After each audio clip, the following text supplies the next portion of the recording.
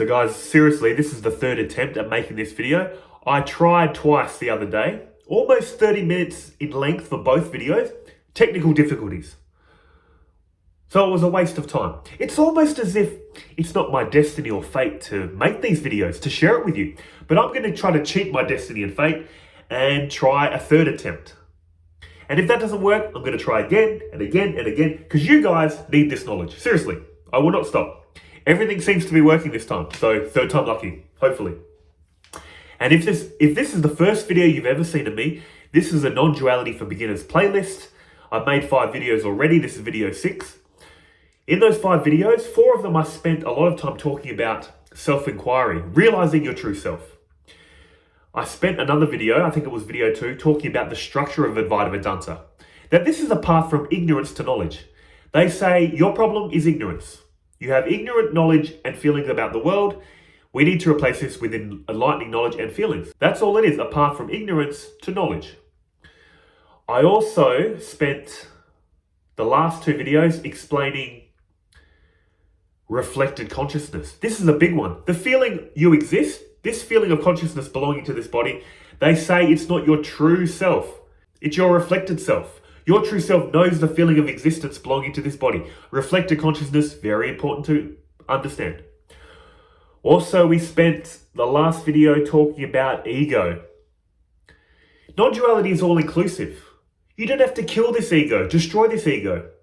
The ego, if it could speak, would run up and go, non-duality, does that mean I'm included? It's all-inclusive. Yes, ego, come, you're accepted. But we just need to strip you from all the things that you don't ultimately have. Ownership and control. That's the issue. Egos, you have a brain, heart, lungs, ego. No problem. No problem. So that's what we talked about in the last video. Ego is just a function of this body-mind complex. It doesn't have to be destroyed. It just has to be transcended. But in this video, video 6, let's talk about making this a non-dual teaching. Because up until this point, we've gone from dualism in the sense of I'm this person living a life that's dualistic. I'm here, the world's there. We've progressed to an enlightened type of dualism, which is realizing I'm the pure witness, not only of this world, but of this body and mind that I thought I was. We take it back one step further. That's the whole point of self-inquiry. Because you might be saying, hang on, why don't you just go straight into oneness? It's a teaching of oneness. The issue is, guys, because we come to these teachings thinking, I'm this person, I'm this body and mind, wanting to know oneness. We're so heavily conditioned thinking we're this body and mind. We need to untangle ourselves, realize we're the pure witness of this world, body and mind, take one step back to go 2 steps forward. And what we're doing with this, realizing the witness state, this more enlightened type of dualism, this is an ancient philosophy, by the way, called samkhya. It's an ancient philosophy that even the Buddha learnt. It's a dualistic teaching. They say there are 2 separate but eternal realities. Pure consciousness, which they call purusha, and the material universe, which they call prakriti. These 2 are separate, but they interact. Our issue, they're saying, is we're entangled. We're a mix of the 2. We feel like we're a material body with consciousness. It's all mixed up. They're trying to untangle us to realize we're the pure witness experiencing a material universe. Now, the philosopher Descartes also split up life into body and mind as well. This was a type of dualism. But the thing is, the beautiful thing about samkhya and advaita Vedanta is they even class the mind as matter, as material nature, a subtle type of material nature. Why is that? Because in the West, we have this tendency to mix up mind and consciousness. That's why there's all these theories on raising your level of awareness, raising your level of consciousness. Strictly speaking, in advaita Vedanta, consciousness does one and one thing only, make experience known. You can't raise it. You can't lower it. It's non-objective, which makes the objective reality known. What's being raised and lowered in advaita Vedanta, they say, is the mind, or reflected consciousness. Descartes made a division between mind and body, but Samkhya takes this a step further, and advaita Vedanta. Did you say this mind? Did you say this thought, this feeling? It's an object. Remember what we did in self-inquiry. Anything with objective qualities, no matter how gross or subtle, is an object. Not this world, not this body, not this feeling, not this thought. Not this blankness. In deep sleep, we experience a blank. Not even that. Totally transcendent. Consciousness is non-objective qualities. It has no objective qualities, which makes the objective reality known. Now, again, like I said, samkhya divides reality up into pure witness and experience. An eternal conscious reality, which you are, and an eternal unconscious material objective reality, which you're not. These two interact, but they're separate. Now, before I get into how Advaita Vedanta merges these two, what is experience, by the way? What's the formula for experience? Consciousness plus object equals experience. If any of these two are missing, you can't have experience. Pure consciousness without nothing to know would be a blank. Imagine a knowing presence with nothing to know, you can't experience. It's a blank. And on the flip side, an unconscious objective reality without consciousness, a blank. How can you speak of an unconscious objective reality without consciousness? That happens in consciousness. So that's a formula of experience. Consciousness plus object equals experience. And we're always experiencing. See? Now, how does Advaita Vedanta merge these two? What did Samkhya say again? There's a separate reality called consciousness and a separate reality called the material universe. They're separate, but they interact. Here's Advaita Vedanta's take on this. They say for anything to truly be separate, you must be able to experience them separately. For example, you can experience this texture. You can experience this tape. One at a time, look. Separately. Or watch this, together. You're experiencing them together and also one at a time. That's why they're truly separate. But here's the point Advaita Vedanta is making. For two things to truly be separate, you have to be able to experience them separately. But like we just discussed with experience, you can't have pure knowing with nothing to know. You can't have an objective unconscious reality without consciousness. They arise together. They're one and the same fabric. That's what Advaita Vedanta is saying. You can't experience them separately. So why are you calling them separate? Everything in this reality arises in a pair. The known and the knower arise in a pair.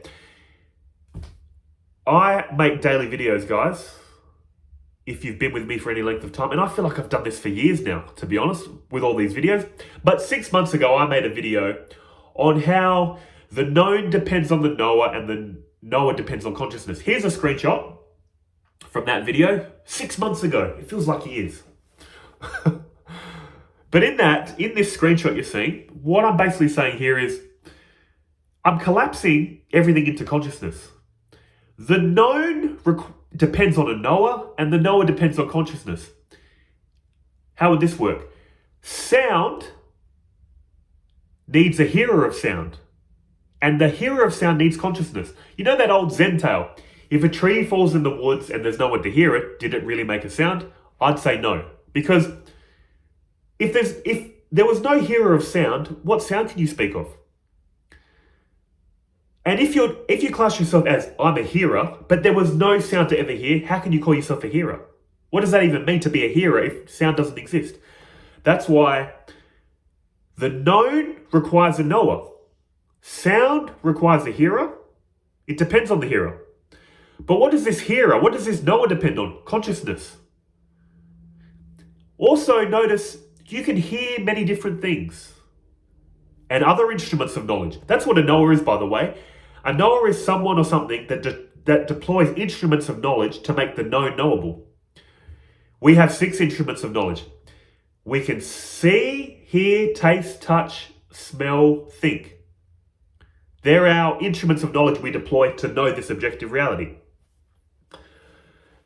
And here's the thing, the known always changes. The knower always changes. It's instruments of knowledge.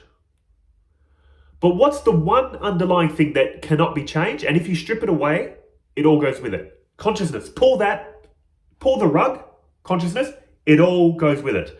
That's why they say consciousness is the fundamental nature of reality in Advaita Vedanta.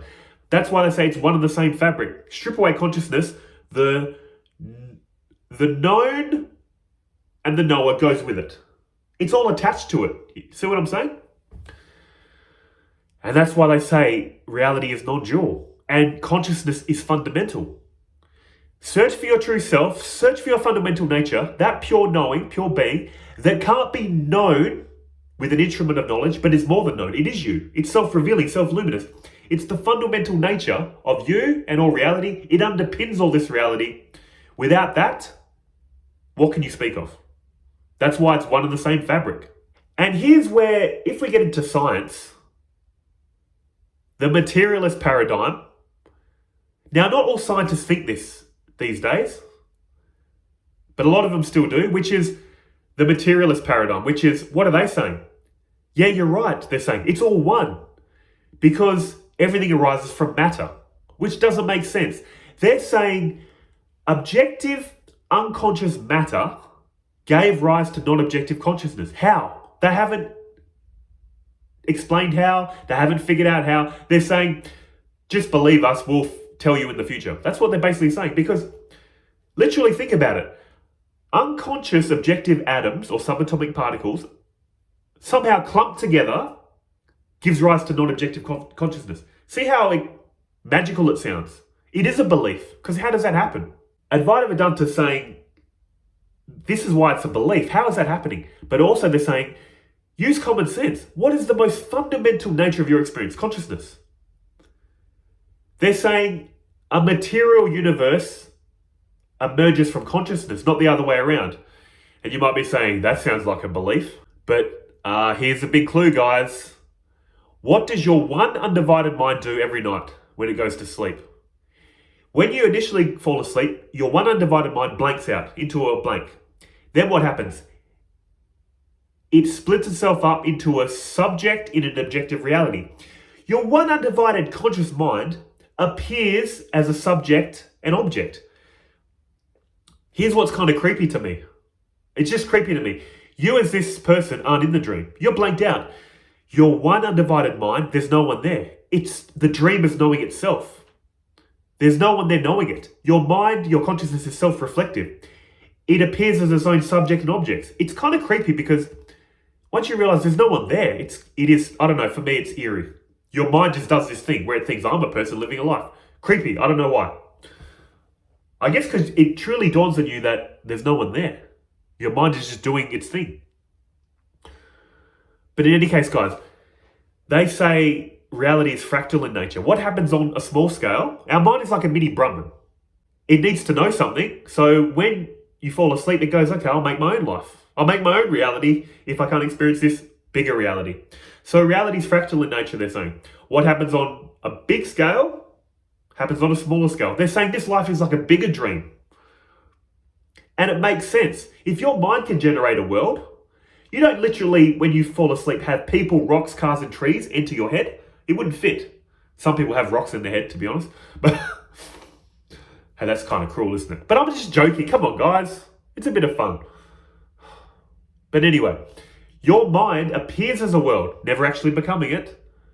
So, is it so far-fetched to think this could be happening on a bigger scale? And like I said, what's the fundamental nature of your experience? Consciousness. You don't have to search for it. It's not a mystery. It's the most fundamental thing you experience. It's the underpinning of all experience. Now, this is where the neo-advaitins are going to start rubbing their hands, because I'm going to talk about the highest truth. In the Bhagavad Gita, chapter 9, verses 4 and 5, I want to sum it up, which is, this is Krishna speaking as God, as Brahman, if you want to view it like that. All beings exist in me, but I do not exist in them, and in reality, they don't exist in me. What does that mean? Let's talk about it like water in the ocean. Imagine water saying, all whirlpools exist in me, but I don't exist in them, and in reality, they don't exist in me. What does that mean? From the point of view of a whirlpool, I'm here as a whirlpool, you're there, there's waves, whatever. Point of view of water, what whirlpool, what wave? It's only ever been water, is water, will ever be water. There is no manifestation from water's point of view. And this is why I said the neo-advaitas will be rubbing their hands, because they love it. This is the highest teaching of Advaita Vedanta. It's like climbing a mountain, and neo-advaita seems to like to spend their time at the top of the mountain, never come back down. And guys, to be honest, when they do this, I'm thinking, is this just spiritually bypassing? For the very fact that when you climb a mountain, like just say you climb Mount Everest, you go, you look around, go, wow, what a view. But then do you live at the top? No, you come back down. And that's what traditional Advaita Vedanta teachers do. They'll take you to the top, but also acknowledge this relative level of reality. At the top, it's all one. There is no one here. There's nothing to do. There's no one in bondage, no one seeking enlightenment. That's the truth. Advaita Vedanta agrees. But they also acknowledge, but you still feel like you're a person living a life, don't you? You feel like you're going to work, doing spiritual practice, interacting with people. You come back down the mountain. So the neo-advaitas will be rubbing their hands because yes, it's true. There's no one here, there's nothing to do. But here's the issue with that. Like I said, if you keep talking like that, it's spiritually bypassing. Because look how you can use this teaching. In boundless awareness, I hurt the person. In boundless awareness, I didn't want them to get revenge on me, so I called the cops. In boundless awareness. You can play these little word games, and it's like a comedy act when you hear them speak with this weird speaking. I've mentioned this before. I heard a monk say this. He said, after enlightenment, don't be weird, continue to speak like everyone else. And I think he got that from an ancient sage, Gaudapada, who said something like, after enlightenment, act like a fool. Act like a fool in the sense of, once you're enlightened, pretend like you're everyone else. So I think that monk was inspired by Gaudapada, because it's got the same kind of meaning to it. You're enlightened, just pretend like you're a normal person. Don't be all weird and speak weird. But in any case, guys, at the ultimate level, there's just water in the ocean example. At the ultimate level of the movie, there's just screen. Whether a movie's playing or not, it's only ever been screen, is screen, will ever be screen. But let's take it down a level, halfway down the mountain, to this world of appearance. Why does this one undivided reality appear separate? They call it Maya in Hinduism. Swami Vivekananda had a disciple, and he said to this disciple, I'm going to grant you a boon. Whatever you want or want to know, I'll tell it to you or give it to you. The disciple said, okay, Swami, explain Maya to me. Swami Vivekananda said, ask me something else. Because Maya is inscrutable. It's a mystery. It's a power within Brahman to generate appearances. But having said that, Swami Vivekananda apparently started describing what Maya is to this disciple. And then apparently this disciple, as Swami Vivekananda is explaining it to him, the room started spinning, all this stuff happened, he had a vision or whatever. Then he came back and they had a discussion. But basically, Maya is a power within Brahman to generate appearances. And if you think this is so far-fetched, your mind, like I said before, is like a mini Brahman. Your mind, when you fall asleep, blanks out. It has some power within it to generate a reality. How? I don't know. Science can tell you your brain's doing this and that, but that's just the objective brain. But from your point of view, how does the mind do this? You're not controlling that. You just fall asleep and then the mind generates appearances. And again, ultimately, it's just the mind being the mind, isn't it? It's not doing anything, ultimately. But at the level of appearance, it's appearing to become something. And while I'm on this track of merging all this, making a non-dual teaching, let's revisit the Om symbol. Because in past videos, I was telling you what they're saying in Advaita Vedanta. Your true self is the pure witness. This is Maya, the veil of illusion. And these three waves are the waking state, dream state, deep sleep. Waking state, dream state, deep sleep. The three states we're cycling through. That's what I was telling you. That's what these teachings tell you initially. You're the pure witness cycling through three states. Very dualistic, isn't it? And again, you'll be like, isn't this a non-dual teaching? Yes. But again, we had to untangle ourselves. Talk about that we're a pure witness cycling through three states. But here's what they really want to tell you. That dot at the top, they call this the fourth state, Turiya. True self, fourth state, Brahman, whatever you want to call it. 1, 2, 3 states, that's the fourth. Here's what they really want to say. There is no four states. There is only the one state. There is only the fourth. And again, you'll be like, why didn't you just say that in the beginning? Because again, we had to untangle ourselves. Realize, create this enlightening separation that we're the pure witness to get rid of this body and mind that we're so heavily identified with. But this body and mind that we discarded, the precious body and mind we can reclaim. Yes, I am this body and mind. But you're also all of reality. You can't play half-half. If you think you're this body, you need to claim all of this reality. If you don't think you're this reality, you can't claim the body. That's what the ego does. It likes to claim a little bit, but not the rest. You're either all of it or none of it. But basically what this Om symbol is trying to say, what we were just discussing. Picture my hands as the fourth state, Brahman, pure being, your true self. Here's the mind in deep sleep, a blank. What happens in a dream? It modifies itself. Then it modifies itself for the waking state. Blankness. Waking state, dream state, deep sleep. Waking state, dream state, deep sleep. See what's happening? My hands appear to be modifying themselves into three states. But remember, it's only ever been, or will be my hands. That's what they're saying. The fourth state is the only state there is. Just modifying itself. That's what makes this teaching non-dual. And that's why reality, guys, is a beautiful paradox. You need to be able to hold two things true at the same time.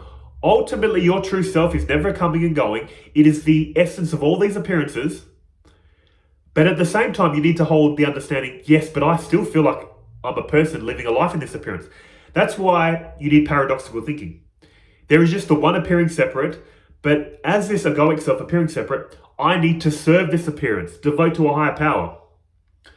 See how it's a beautiful paradox? If you live at the highest, you're going to suffer. You're going to be a neo-advaita. No one here, nothing to do. In boundless awareness, I'm hurting them. In boundless awareness, I'm angry. All this boundless awareness stuff. It's not practical. But if you're really heavily identified with body and mind only, and ignore all this spiritual stuff, you're going to suffer again. Because that's what most people are doing. I'm just this. I'm angry at that. I'm trying to claim things from this reality because I'm separate. Paradoxical thinking. Your thinking needs to move higher. Transcendent include. Another way to look at this, a beautiful way, is what's the nature of consciousness? Its nature is to know. That's its intrinsic nature. Just like the nature of the sun is to shine, the nature of the sun is to be hot. It isn't that there is the sun and then you overlay heat and light on top of it. The sun is heat and light. In the same way, consciousness nature is to know. It needs to know something, but there's nothing other than consciousness to know. So what does it do? It's a beautiful paradox. It splits itself up into subject and object. It needs to know something. So it becomes its own objects of knowledge. Beautiful. So stunning. Such a paradox. See? It goes beyond the mind. Beautiful. Just like in a dream, like I said. Your mind needs to know something, but when it's asleep, what's there to know? Nothing. So the mind has to generate its own reality because this body and world is shut down. Oh man, it's just so beautiful. Once it all sinks in, you're like, this reality is such a miracle. So amazing. It blows your mind, guys, literally. Well, not literally. I hate using the word literally when it's not literal. Your mind isn't going to be blown. It's going to still be here. But guys, I hope you're getting a feel for what these teachings are saying. And as always, I've said a lot and I've said it quick. I know I should be speaking calm and slow, but I get excited. I'm sorry. That's just my personality. But I hope you're kind of seeing the non-dual vision now. How there is the one appearing separate, never actually becoming it. Ultimately, you're not trapped. You're not in suffering. There is no one here. There's nothing to do. Ultimately, you need to be able to see that, but also simultaneously still acknowledge I'm a person appearing to live a life. So as on the level of appearance, be an instrument of love, understanding, and compassion to this appearance. Why? Because it's you anyway. There's just the infinite being that you are appearing like this. So at the level of the person, love, devote, serve, because it's all you anyway. So beautiful. Man, I love these teachings, seriously. And quickly, why would you do that? Because again, every time you act from ego, you're creating separation, fear, anger, desire. That's why it's irritating the mind. When you do the reverse of ego, it's opening you up. But I'll get into that in more detail in future videos when I talk about spiritual practice. Because there's no point of just knowing oneness, you need to feel it. And spiritual practice gives you the feeling. That's what we want. Between knowing and feeling, we ultimately choose feeling, if we're totally honest. And guys, seriously, why do I love Advaita Vedanta so much? Just to wind down this video, because it's a logical, systematic method to end your suffering here and now. You don't have to wait for some afterlife. You're free to believe in heaven after death, reincarnation, whatever. But here's the one thing they want to tell you. They want you to end your suffering here and now, in this life. And that might, in the next life, make you not be reborn at all, or give you a better future life, good karma, whatever. But seriously, guys, solve your problem, solve your suffering here and now, first and foremost, and worry about all that other stuff at death. That's the beauty of these teachings. Practical, here and now, end your suffering. And if you follow it correctly, if you understand all these concepts, you're going to find it. This teaching will be such a treasure in your life. Seriously. Well, it has been for me. It's changed my life. I used to be nervous, anxious, scared, cut off. Not literally walking around like this, but inside you're scared, awkward, anxious, wanting happiness. Seriously, guys, it's changed my life, and I feel like it will change yours. Honestly, that's all I wanted to say. Again, this is video 6. There'll be more videos to come. And fingers crossed, everything seems to be right in this video. This is my 3rd attempt at this video. Everything seems to be working. It's recording, all good. But until the next video, guys, take care of yourselves, hey?